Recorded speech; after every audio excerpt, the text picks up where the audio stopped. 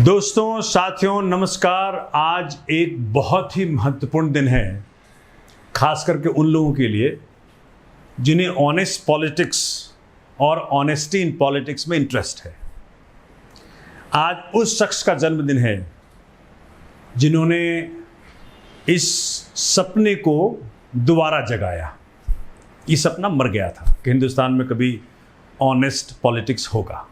16 अगस्त 1968 को अरविंद केजरीवाल, जो कि आज दिल्ली के मुख्यमंत्री हैं 3 टर्म से, उनका जन्मदिन है। और बड़ी लंबी यात्रा रही अरविंद जी की। पहले ये जब IIT खड़गपुर में थे, उस वक्त ही मदर टेरेसा जी के साथ काम करने का इनका मन बना। फिर इन्होंने इंडियन रेवेन्यू सर्विस के अंदर काम किया, as a joint commissioner income tax तक काम किया। फिर ये सब कुछ छोड़ छाड़ के कुछ समय के लिए उन्होंने टाटा के साथ काम किया। फिर वहाँ से चले गए कलकत्ता और मदर टेरेसा जी के साथ काम किया और उनके साथ काम किया, और जो कुष्ठ रोगी थे उनके लिए भी सेवा की। आप समझ सकते हैं इनकी यात्रा कहाँ से कहाँ तक है। 2006 में इनको रमन मैग्सेसे अवार्ड मिला। फिर इन्होंने अपना सारा पैसा जो अवार्ड में मिला था उन्होंने पब्लिक रिसर्च फाउंडेशन में दे दिया, और उस NGO के माध्यम से फिर बहुत सारे काम किए। ये सुंदर नगरी की झुग्गियों में काम किया। उनके पुराने वाले वीडियोस देखिएगा आप, जो हाथ में माइक है और कह रहे हैं कि गरीब से गरीब व्यक्ति भी टैक्स देता है। एक वो माचिस खरीदता है, एक वो दाल खरीदता है, तो वो भी टैक्स देता है। उसका भी पूर्ण योगदान है देश को आगे बढ़ाने में।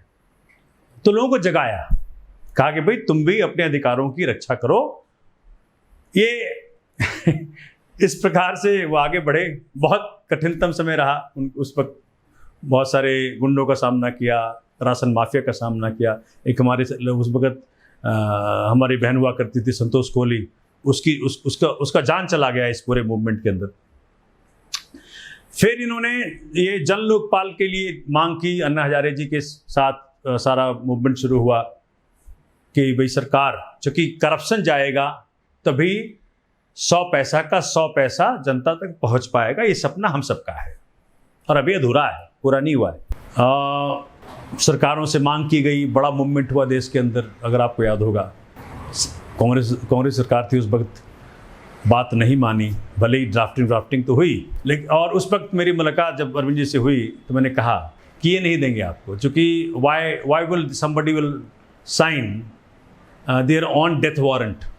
क्योंकि जो जनलोकपाल अरविंद जी का जो विजन था बहुत ही स्ट्रांग था। वो अगर वो पास हो गया होता उस वक्त पार्लियामेंट में तो करप्शन जड़ से मिट गया होता। तो लेकिन पास नहीं हुआ। और फिर कांग्रेस के नेताओं ने उस वक्त हमें चैलेंज किया कि बहुत ज़रूरी है तो आप चुनाव लड़िए और जीतिए और फिर आइए और बदलिए, कानून बनाइए। तो ये जब चैलेंज किया था तो उनको शायद पता नहीं होगा कि ये शख्स थोड़ा जिद्दी है। अगर चैलेंज किया है तो अब ये चैलेंज स्वीकार कर लेगा। अरविंद जी ने बड़ा लंबा उपवास भी किया, आपको याद होगा, जंतर मंतर पे। जब ये बहुत, उस वक्त मैं IIT दिल्ली में अलुमनाई एसोसिएशन में सेक्रेटरी था या प्रेसिडेंट था मुझे। हम लोग सभी लोग आए थे मनाने के लिए।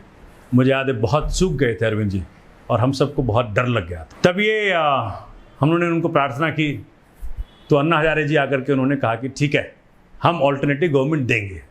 उसके बाद अनशन टूटा, फिर चुनाव हुआ। मुझे दायित्व मिला मालवीय नगर से चुनाव लड़ने का।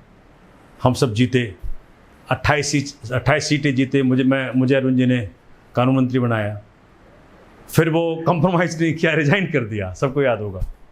जब कांग्रेस ने दबाव डालना शुरू किया कि भाई ये नहीं वो नहीं, जो कि उनकी तो राजनीति यही है। तो अरविंद जी ने, सोच सकते हैं, जिस व्यक्ति को सत्ता पहली बार मिली हो, उसने कंप्रोमाइज़ ना करके रिजाइन कर दिया। कहा कि कांग्रेस के प्रेशर टैक्टिक्स के आगे हम नहीं झुकेंगे। उस वक्त बहुत निंदा हुई, लेकिन उनका विजन अपना था।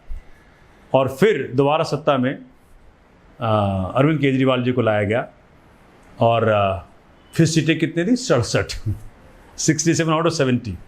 क्यों? अरविंद जी ने कहा कि भाई ये जो कांग्रेस वाले हैं इन्होंने हमें काम नहीं करने दिया, क्योंकि ये तो उल जुलूल मांग कर रहे थे। तो दिल्ली वासियों ने उनकी बात सुनी, उनकी बात हर दिल में पहुंच गई।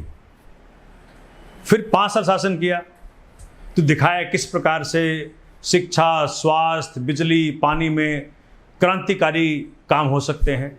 ये सिद्ध किया जो आम आदमी का सपना मर चुका था देश में, कभी कुछ होएगा भी, उसको दोबारा जगाया अरविंद जी ने। और आज दिल्ली सरकार का शिक्षा का काम, स्वास्थ्य का काम, बिजली का काम, पानी का काम, एंटी करप्शन का काम, आंगनवाड़ियों में काम, हर तरफ बहुत सारे काम हैं। तो हलचल है, हिंदुस्तान में नहीं पूरे विश्व में हलचल है। आज tertiary level of health care है, मोहल्ला clinic, poly clinic, hospital, government schools का जो इंफ्रास्ट्रक्चर है ऐसा बन गया है कि प्राइवेट वाले शर्मा रहे हैं, प्राइवेट से छोड़ के लोग भाग के आ रहे हैं। दिल्ली में दिल्ली स्पोर्ट्स यूनिवर्सिटी बन रही है, दिल्ली में दिल्ली स्किल यूनिवर्सिटी बन रही है। तो ये सारे कदम जो अरविंद जी ने उठाए हैं वो पूरे हिंदुस्तान की हर व्यक्ति को एक ऐसा सपना वापस दिख गया कि संभव है, अरविंद है तो मुमकिन है, ये कह सकते हैं। नारे देने में आसानी है लेकिन काम तो ये कर रहे हैं। तो उस शख्स का आज जन्मदिन है और मैं उनका पुराना साथी रहा हूँ। मैं बहुत ऐसी बातें जानता हूँ जो कि आप नहीं जानते होंगे।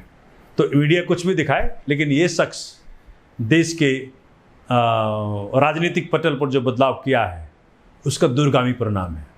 देखो भाजपा क्यों जीतती है अभी, क्या कहती है? अरे भाई मोदी नहीं तो राहुल आ जाएगा।